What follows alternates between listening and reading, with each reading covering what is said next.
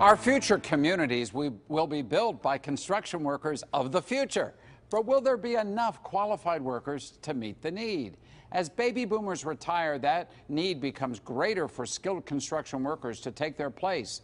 The commercial construction industry, building trades, and management partners are launching a unique labor management initiative to create career opportunities for men and women who want to work in this field. We welcome two guests to our program. Jeff Nobers is the Executive Director of the Builders Guild of Western Pennsylvania. Jack Ramage is Executive Director of the Masters Builders Association of Western Pennsylvania. Gentlemen, welcome to the show. Good morning. You know, as a baby boomer, I feel this issue. We are retiring at a rate of 10,000 people a day. That's those of us born after World War II, but before 1964. And 10,000 a day. How bad is it in your industry? Are you seeing lots of retirements? Well, at present time in the construction trades, there are roughly 41,000 members in Western Pennsylvania. And what we're looking at over the next 7 to 10 years is as many as half of those will be retiring. Wow. And certainly in construction, it's not like some other industries where you can just quickly ramp up. There's apprenticeship training that takes place, which can be a 3 to 5 year period of time. Right. And you're also judging the number of people you're going to need against some things that are speculative at the same time. Sure. So it makes it a little trickier to do that when you're trying to replace people looking out 7 to 10 years. Are you hearing the same kinds of reports, Jack, from your members? Oh yes, we're experiencing a real construction boom in Western Pennsylvania right now, and our members are very concerned about, you know, the workforce situation. With the cracker plant starting up, that's going to absorb a lot of construction workers in the short run, the next 44 to 48 months, and that's going to put a real strain on our labor market. So our contractors are very concerned. So if you're going to lose over the next 7 to 10 years, nearly half your people, what are you going to do about it? That's where you guys are kind of coming together with others to try to deal with this potential crisis. Yeah, I think from the standpoint of Jack's organization and mine, and we work very closely together.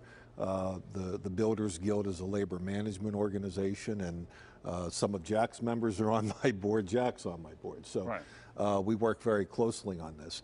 And we spend a lot of time approaching at the high school level, juniors and seniors in high school, and also a lot of community efforts.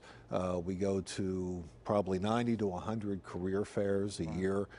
We also do outreach through other methods through the media.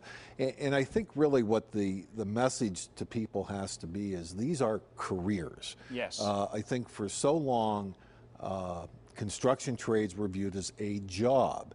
They are not a job. It's not an unskilled position. You're not making minimum wage or barely above that. No, you're doing much better. You're making far more than average wages, very livable wages to support a family on, excellent health care, pension benefits. But you need some training. You do need training. And how are you addressing that? Well, what we have are the joint apprenticeship training centers. And those are funded by both the construction trade unions and the contractors that we work with on the management side. It's about $10,000 per year to train a person, which we pay for.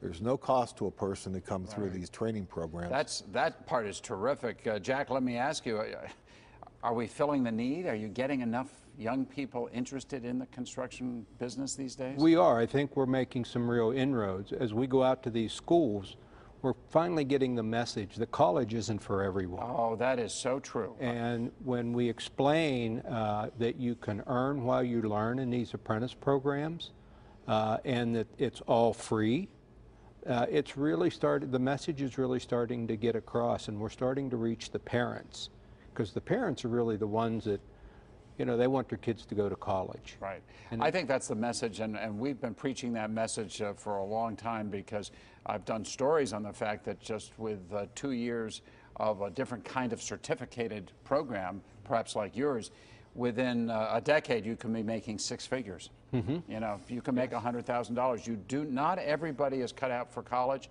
and frankly, a lot of people go to a 4-year college and they can't find a job anyways. Exactly. So, you know, these kinds of programs, what you're doing is so important, and I think getting the message out. And I think the other thing that's key is as those of us of our generation retire over the next decade, there's going to be lots of opportunity for people, right? Yes, there are. Absolutely. In the construction trades alone, you know, and it's not just going out and being a commercial carpenter for the rest of your career. Right. You can move into management, both within the organization or with contractors. You get college credits with a lot of these programs, so if you do want to go back and get a construction management degree, an estimating degree, or even a 4-year degree in engineering or architecture, all those opportunities are there for people. This is, you know, this is the starting point for people to really build a meaningful career. Well, I can't thank the both of you enough for the work you're doing. It's tremendous, and I think it's an important need out there. So Jeff Nobers and Jack Ramage, thank you, sir, for coming in and sharing with us today. We really appreciate it. Good luck to you. Come back and give us a report a year from now. I'm hoping that we get tons of people applying. We've had the website up, so I hope you get a lot of inquiries over the next weeks or so. Right. Thank you again. Thanks, Thanks, John. We'll be